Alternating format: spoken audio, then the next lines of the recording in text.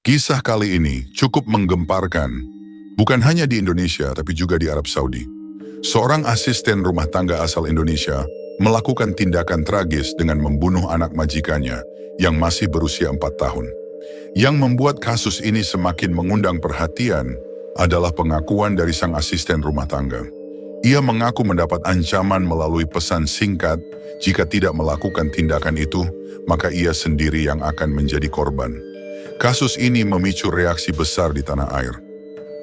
Tak tanggung-tanggung, 3 Presiden Indonesia Gus Dur, Susilo Bambang Yudhoyono, dan Joko Widodo pernah mengirimkan surat langsung kepada Raja Arab Saudi. Tujuannya satu, memohon pengampunan bagi warga negara Indonesia tersebut. Namun keluarga korban dengan tegas menolak memberikan maaf. Dan kisah nyata kali ini berjudul Kasus yang Bikin Majikan Saudi Ketar-Ketir. Bagaimana kisahnya dan inilah kisahnya.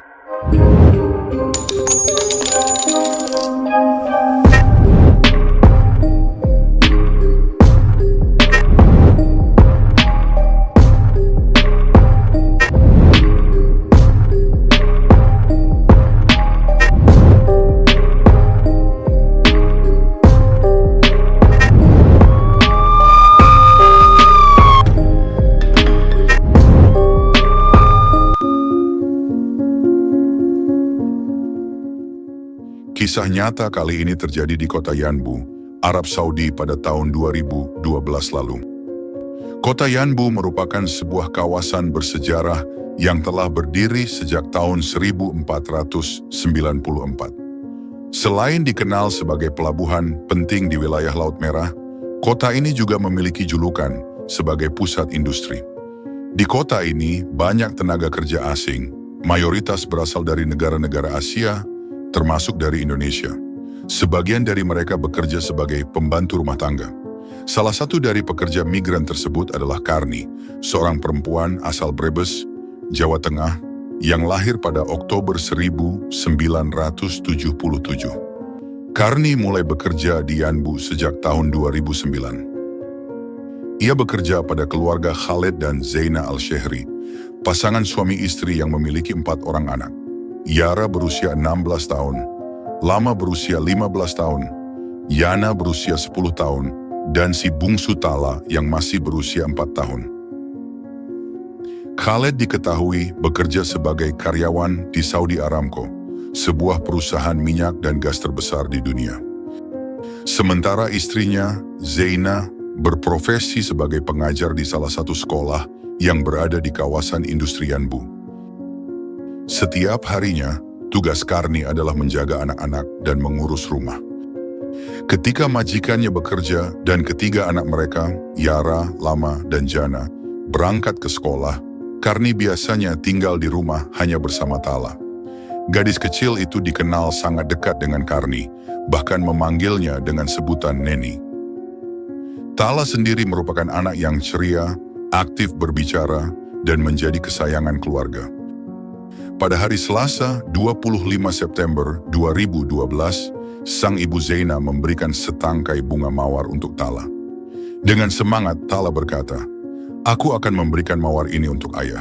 Ia menunggu sang ayah pulang dari kerja, namun tertidur sambil memeluk bunga tersebut sebelum sempat bertemu dengannya. Keesokan paginya, Rabu 26 September, suasana rumah berjalan seperti biasa. Khaled dan Zaina bangun lebih awal untuk bersiap berangkat kerja, diikuti oleh Karni yang membantu menyiapkan sarapan untuk mereka dan ketiga anak yang akan sekolah. Sementara itu, Tala masih tertidur di kamarnya. Setelah seluruh penghuni rumah pergi, hanya Karni dan Tala yang tersisa di dalam rumah. Beberapa jam kemudian, Zaina pulang dari sekolah bersama Yara, Lama, dan Jana. Namun, saat mereka hendak masuk, pintu rumah dalam keadaan terkunci. Mereka mencoba memanggil Karni dan Tala berulang kali, namun tidak ada respons. Mengira Karni mungkin tertidur, mereka melempar jendela dengan batu kecil untuk menarik perhatian. Sayangnya, tetap tidak ada yang keluar membukakan pintu. Merasa ada yang tidak beres, Zaina mencoba menghubungi ponsel Karni. Anehnya, panggilan diangkat, tapi suara di seberang hening. Hanya terdengar samar-samar lantunan ayat suci dari televisi. "Karni, halo, Karni." panggil Zeina dengan panik, namun tetap tidak mendapat respons. Dengan cemas Zeina segera menghubungi sang suami, Khaled, yang tengah berada di kantor. Tanpa pikir panjang, Khaled langsung meminta bantuan polisi dan petugas keamanan kompleks untuk memeriksa rumah mereka. Ketika polisi datang dan berhasil mendobrak pintu, mereka disambut suasana rumah yang tampak normal. Televisi masih menyala, mengalunkan bacaan Al-Quran, tapi tak ada tanda keberadaan Karni atau Tala. Petugas menyisir ruangan demi ruangan hingga tiba di kamar utama yang terkunci dari dalam. Mereka mengetuk dan memanggil. Terdengar suara Karni pelan dari dalam, tapi ia enggan membuka pintu. Akhirnya pintu didobrak. Saat terbuka, pemandangan mengerikan membuat mereka sangat terkejut. Karni ditemukan tergeletak di lantai, lemah tak berdaya. Tapi lebih mengerikan lagi, di dekatnya terdapat tubuh kecil Tala, bersimbah darah, dengan luka fatal di leher yang nyaris membuat kepalanya terpisah. Jeritan histeris pun pecah. Zeina pingsan di tempat, anak-anaknya menangis histeris. Di tempat lain tepat pada hari yang sama, Rabu 26 September 2012, Khaled yang panik setelah dihubungi Zeina melajukan mobilnya dengan kecepatan tinggi menuju rumah. Namun di sebuah perempatan, ia kehilangan kendali dan menabrak mobil yang ditumpangi Abdurrahman Kandel dan putrinya yang baru berusia 6 tahun, Farah. Benturan keras tak terhindarkan. Abdul Rahman meninggal di tempat, sementara Farah mengalami luka berat dan dalam kondisi koma. Khaled sendiri dilarikan ke rumah sakit karena tidak sadarkan diri. Begitu siuman, Khaled harus menerima 2 kabar buruk sekaligus. Anak bungsunya Tala telah tewas dibunuh oleh Karni, dan dirinya secara tak sengaja menewaskan seorang ayah serta membuat seorang anak kecil kritis akibat kecelakaan. Meski dihantam duka beruntun, Khaled sedikit lega karena keluarga korban kecelakaan bersikap mulia. Mereka menolak menuntut ganti rugi setelah mengetahui bahwa Khaled sendiri sedang dilanda tragedi besar, kehilangan putri kecilnya dengan cara paling tragis. Kabar pembunuhan Tala segera menyebar luas. Media lokal ramai memberitakan, publik Arab Saudi pun mengecam keras aksi kejam Karni. Pemakaman Tala dipenuhi ratusan pelayat, sebagian datang untuk mendoakan, sebagian lagi tidak bisa menyembunyikan kemarahannya. Keluarga Al-Shehri begitu terpukul. Mereka merasa tak percaya bahwa Karni, yang sudah mereka anggap keluarga, bisa melakukan hal seperti itu.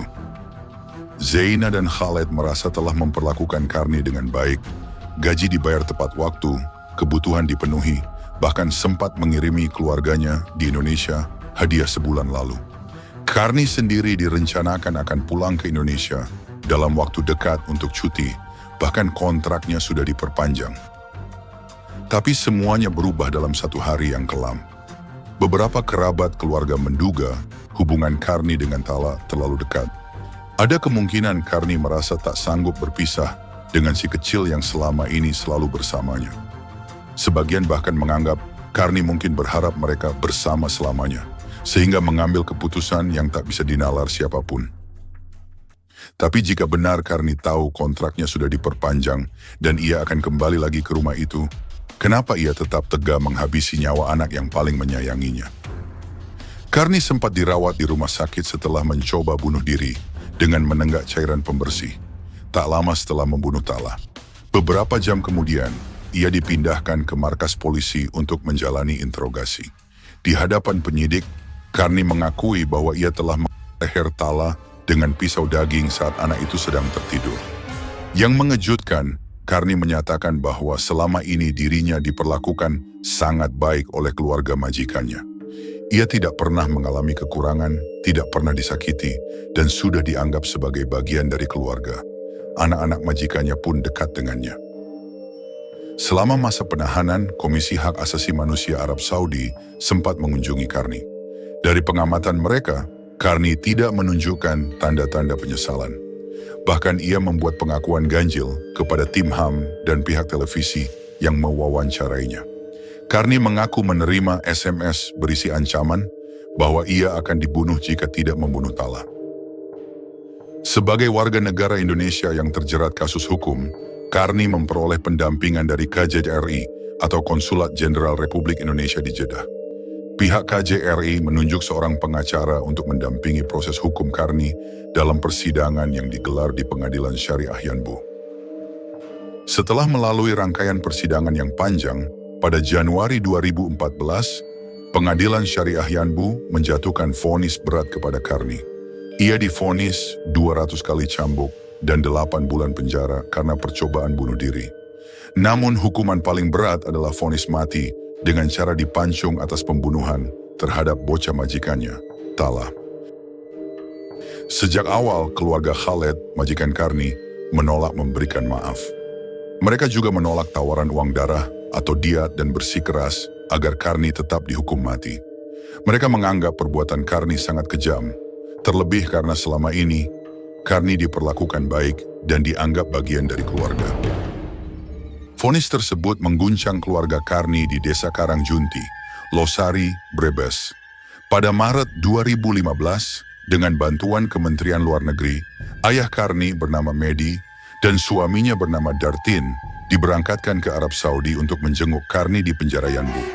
Menurut Mehdi, saat itu Karni dalam kondisi baik dan memeluk mereka berkali-kali. Ia terus menanyakan kabar ketiga anaknya, terutama Desi anak bungsunya. Itu Bapak bulan kemarin juga ketemu ya sama Ketemu parangkul-rangkul baris bapaknya, ke suaminya nyalam, ke bapaknya ngerangkul baris mairaha ni udikna. Pemerintah Indonesia berupaya keras menyelamatkan Karni. Presiden Abdurrahman Wahid sempat mengirim surat ke Kerajaan Arab Saudi, dilanjutkan oleh Presiden SBY, yang juga mengirim surat permohonan penundaan eksekusi. Presiden Jokowi bahkan mengirim 2 surat kepada Raja Arab Saudi dengan maksud serupa. KJRI Jeddah pun mencoba melobi keluarga Khaled, namun mereka tetap teguh pada pendiriannya. Tidak ada ampun untuk Karni. Hingga akhirnya, pada 16 April 2015, eksekusi pancung terhadap Karni dilaksanakan. Eksekusi itu tergolong cepat, hanya sekitar setahun sejak vonis dijatuhkan. Biasanya narapidana kasus serupa harus menunggu hingga belasan tahun. Cepatnya pelaksanaan eksekusi ini diduga karena pembunuhan Karni dianggap sangat sadis, dengan korban seorang anak kecil. Eksekusi tersebut mengejutkan. Pemerintah Arab Saudi tidak memberitahu tanggal pelaksanaannya kepada otoritas Indonesia. Padahal sehari sebelum eksekusi, pihak KJRI sempat menjenguk Karni di penjara, namun tidak diberi informasi apapun mengenai rencana eksekusi. Keluarga Karni di Brebes pun terkejut mendengar kabar hukuman pancung telah dilaksanakan. Meski sempat terguncang, mereka akhirnya menerima kenyataan itu dengan ikhlas.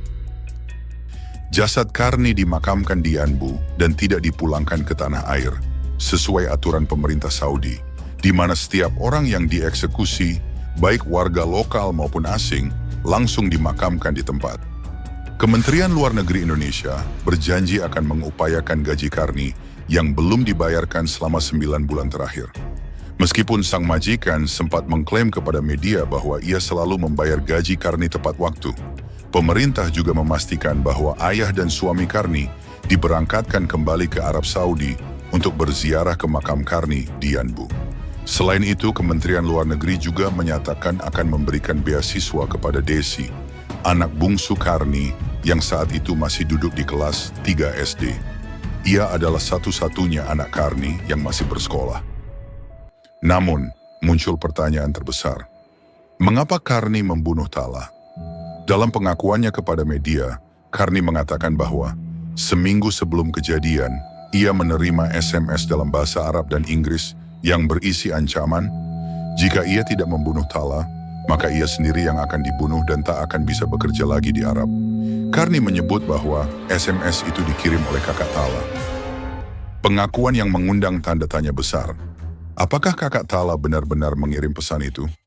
Polisi Yanbu membantah adanya SMS seperti itu. Menurut mereka, Karni mendengar suara yang menyuruhnya membunuh Tala, bukan karena pesan singkat. Psikiater bahkan menilai bahwa Karni menunjukkan gejala gangguan mental. Padahal menurut resolusi PBB tentang HAM, negara tidak diperbolehkan mengeksekusi penderita gangguan jiwa. Namun semuanya telah terjadi. Karni sudah dihukum mati. Kasus Karni memberi pelajaran penting bahwa bekerja di luar negeri harus selalu berhati-hati, menjaga emosi, dan tidak mudah terpengaruh oleh tekanan atau ancaman, terutama yang belum jelas kebenarannya. Selain itu, kasus ini juga mengingatkan pentingnya perlindungan dan pendampingan bagi para pekerja migran agar tidak merasa sendirian saat menghadapi masalah di negeri orang. Oke lah guys, segitu dulu cerita hari ini. Semoga bisa jadi pelajaran buat kita semua. Jangan lupa like kalau kamu suka videonya, share dan klik tombol subscribe-nya. Sampai jumpa di video selanjutnya. Bye-bye.